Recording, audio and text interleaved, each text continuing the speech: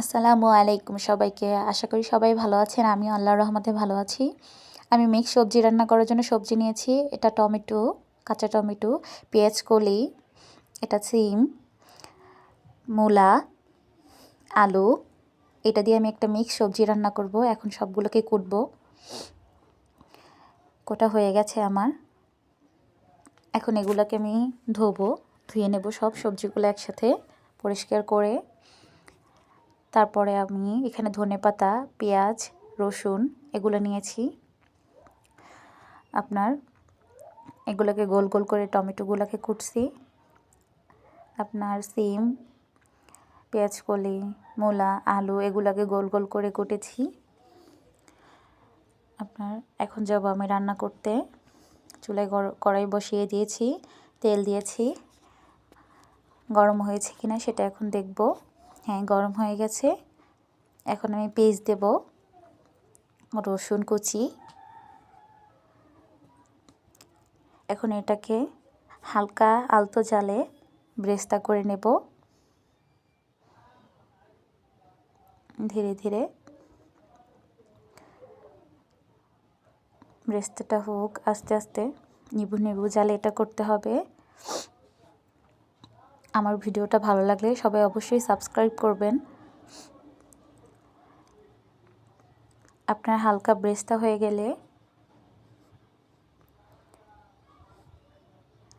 সামান্য কিছুক্ষণ নাড়াচাড়া করে লাল লাল হওয়া পর্যন্ত ওয়েট করব।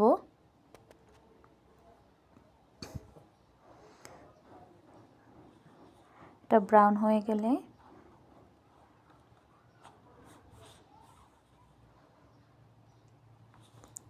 এটা ব্রাউন হওয়া পর্যন্ত ওয়েট করব। পেঁয়াজটা ব্রাউন হয়ে গেছে। এখন এটার ভিতরে ইনগ্রেডিয়েন্টস দেব। লবণ স্বাদ মতো, হলুদ সামান্য পরিমাণ। এটা দিয়ে কিছুক্ষণ নাড়াচাড়া করব। যার যেরকমের তরকারি সেই পরিমাণের লবণ হলুদ দিয়ে নেবেন। এখন আমি তরকারিটা দিয়ে দেব। তরকারিটা দেওয়া হয়ে গেছে। এখন আমি কিছুক্ষণ নাড়াচাড়া করব। এটাকে সবগুলোকে একসাথে মিক্স করে নেব। মিক্স হয়ে গেলে এটাকে আমি কিছুক্ষণের জন্য ঢাকনা দিয়ে রাখবো। আমি ঢাকনাটা উঠিয়ে দেখলাম, একটু নাড়াচাড়া করে নিয়ে নিচে লেগেছে কিনা সেটা দেখার জন্য।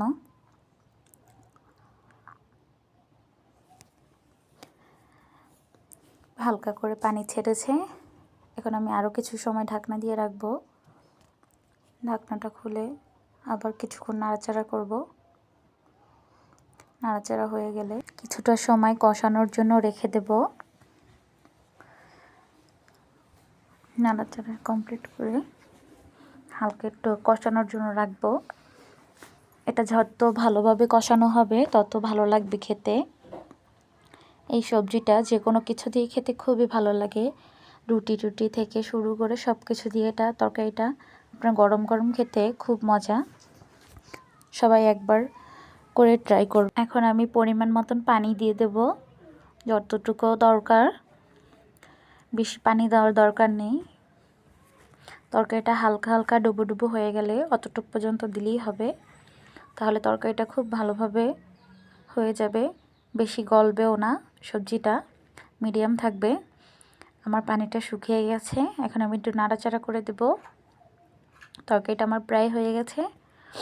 কিছুক্ষণ নাড়াচাড়া করে এটাকে মিক্স করে নেব। হালকা একটু আলতো হাতে হালকা একটু ভেঙে ভেঙে দেব, যেন খেতে ভালো লাগে। এই কারণে আমার সবজিটা প্রায় রেডি। আমি কিছুক্ষণ সময় আরও রাখবো, 5 মিনিটের মতন। 5 মিনিট পরে আমি এখন ডালের জন্য পেঁয়াজ রসুন ব্রেস্তা করছি।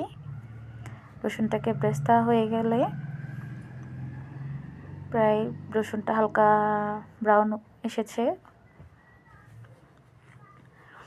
আপনার ব্রাউন কালারটা কমপ্লিট হয়ে গেলে আমি এতে ডালটা দিয়ে দেব। প্রায় কমপ্লিট। এখন আমি ডাল দিয়ে দেব। আমি ডালটা আগে তৈরি করে রেখেছি। এখন আমি ডালটা দিয়ে দিলাম। ডালটাকে একটু নাড়াচাড়া করে এটা আমি ঢেলে নেব।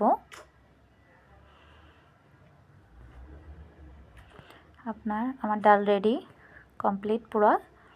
এখন আমি সবজিটাকে দেখব। আমার সবজিটাও প্রায় রেডি। আমি এখন ধনেপাতা দিয়ে দেব। ধনেপাতা দেওয়া হয়ে গেলে আমার সবজিটা পুরো কমপ্লিট। ভিডিওটি ভালো লাগলে সবাই সাবস্ক্রাইব